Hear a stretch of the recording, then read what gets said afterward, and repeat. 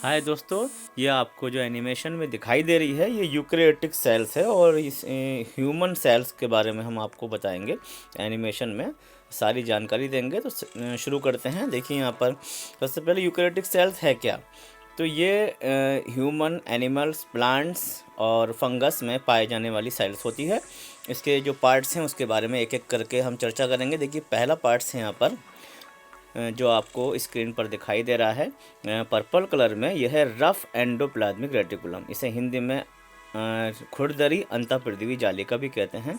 इस पर राइबोसोम्स होते हैं और जो प्रोटीन सिंथेसिस करते हैं, प्रोटीन का संश्लेषण करते हैं। ठीक है, प्रोटीन को बनाते हैं। अगला देखिए यहाँ पर, अगला हमारा न्यूक्लियस है। न्यूक्लियस क्या है, ये बिल्कुल केंद्र में होता है और बीच में होता है, बीच का फंक्शन है। और ये जो हमारी सेल है उसका क्या है, जेनेटिक मटेरियल है। यानी इसके अंदर क्रोमोसोम्स होते हैं, तो ये क्या है, जेनेटिक मटेरियल बनाता है यहाँ पर। अगला देखें, न्यूक्लियस पोर। तो न्यूक्लियस जो पोर्स होते हैं, तो इन्हें न्यूक्लियस में जाने का जो जेनेटिक मटेरियल होते हैं, तो उनके यहाँ से जाने का और आने का रास्ता है, ये द्वार है एक। ठीक है, और मतलब साइटोप्लाज्म में जो जेनेटिक मटेरियल होता है वो इसके अंदर जाता है, यहाँ से जेनेटिक मटेरियल यानी, और वे कहाँ जाता है, साइटोप्लाज्म में जाता है।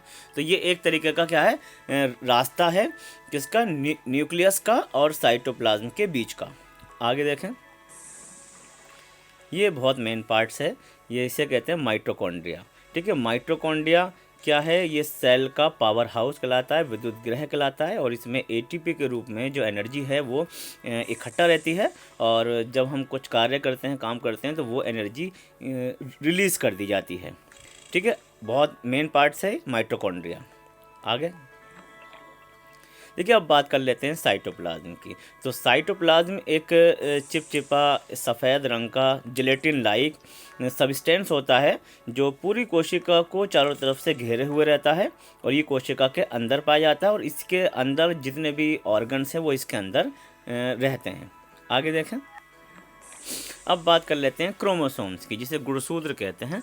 तो ह्यूमन बॉडी में जो क्रोमोसोम्स होते हैं वो 23 पेयर्स होते हैं, यानी 46 होते हैं। पेयर्स में होते हैं तो 23 होते हैं। ठीक है, और ये बंडल के रूप में होते हैं। इनका जो स्ट्रक्चर होता है बंडल्ड होता है, और इसमें डीएनए स्ट्रैंड पाया जाता है। आगे बात कर लेते हैं न्यूक्लियर मेम्ब्रेन। तो न्यूक्लियस के चारों तरफ एक मेम्ब्रेन होती है, एक झिल्ली होती है, जिसे हम न्यूक्लियर मेम्ब्रेन कहते हैं। और ये इसको रेस्टिंग पीरियड में इसको क्या कहते, सुरक्षा देती है। ठीक है, सेफ्टी के लिए। आगे सेंट्रियोल है। तो सेंट्रियोल जो होता है वे न्यूक्लियस के बिल्कुल करीब में ही होता है, और ये बंडल नुमा, छड़ रूपी बंडल नुमा रचना है जो कि सेल्स के लिए माइटोसिस के लिए फोर्स करता है। यानी माइटोसिस, समसूत्री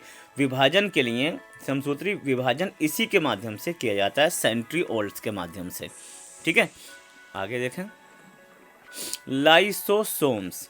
तो लाइसोसोम्स एक उभरी हुई थैली समान रचना होती है, जिसमें जो वेस्ट मटेरियल है वो इसके अंदर इकट्ठा होते रहते हैं, और ये लगातार फूलती रहती है, बड़ी होती रहती है। और जब ये वेस्ट मटेरियल कुछ ज़्यादा ही इसके अंदर भर जाते हैं, तो ये खुद ब खुद ब्लास्ट हो जाती है, फट जाती है, और इसीलिए इसे आत्मघाती थैले के नाम से भी जाना जाता है। अगला हम बात कर लेते हैं स्मूथ एंडोप्लाज्मिक रेटिकुलम। एक तो हमने रफ बताई थी पर्पल कलर की, जिस पर राइबोसोम्स होते हैं। अब यह है rough endoplasmic, smooth endoplasmic reticulum है, यानी चिकनी अंतःपृथ्वी जालिका है। और ये क्या काम करती है, ये लिपिड्स का सिंथेसिस करती है, और फास्फोलिपिड्स का सिंथेसिस करती है, यानी फास्फोलिपिड्स और लिपिड्स को बनाने में मदद करती है। आगे गोल्जी एपरेटस, जिसे गोल्जी काय कहते हैं या गोल्जी बॉडी के नाम से भी जाना जाता है। ये क्या होते हैं, ये बनी हुई प्रोटीन, मॉडिफाइड प्रोटीन को क्या करते हैं, सेंड करते हैं दूसरे पार्ट्स में, यानी दूसरे पार्ट्स में प्रोटीन को ये पहुंचाने का कार्य करते हैं। आगे देखिए साइटोस्केलेटन। तो साइटोस्केलेटन क्या है? ये पूरे न्यूक्लियस से लेके और पूरे कोशिका का यानी सेल का एक स्ट्रक्चर है जो कि इसे सपोर्ट करता है। आपको एनिमेशन में भी सपोर्टिंग रूप में आपको दिखाई दे रहा है कि क्या है, सपोर्ट कर रहा है ये न्यूक्लियस को। और इसके बाद आगे बात कर लेते हैं। अब हमारा मेन पॉइंट आता है, सबसे बाहर का जो पॉइंट आता है वो है आपका सेल मेम्ब्रेन। तो सेल मेम्ब्रेन क्या है? ये प्रोटेक्ट पूरी सेल्स को, वूल सेल्स को ये प्रोटेक्ट करती है सेल मेम्ब्रेन। और जो प्लांट मेम्ब्रेन होती है वो सेल मेम्ब्रेन भी पाई जाती है प्लांट मेम्ब्रेन में, प्लांट सेल में, और उसमें सेलुलोज की बनी हुई एक सेल वॉल भी पाई जाती है। लेकिन इसमें केवल क्या होती है, ह्यूमन सेल में सेल मेम्ब्रेन ही पाई जाती है जो कि पूरी सेल को क्या करती है, प्रोटेक्ट करती है। आगे अब बात कर लेते हैं यहाँ पर राइबोसोम्स की, जो मैंने आपको बताए थे। कुछ राइबोसोम तो साइटोप्लाज्म में दिखाई दे रहे हैं यहाँ पर, और कुछ कहाँ होते हैं एंडोप्लाज्मिक रेटिकुलम पे यहाँ पर आपको दिखाई दे रहा है। एंडोप्लाज्मिक, वो भी कौन सी, रफ एंडोप्लाज्मिक रेटिकुलम पर। और इसका काम आपने पढ़ा ही होगा।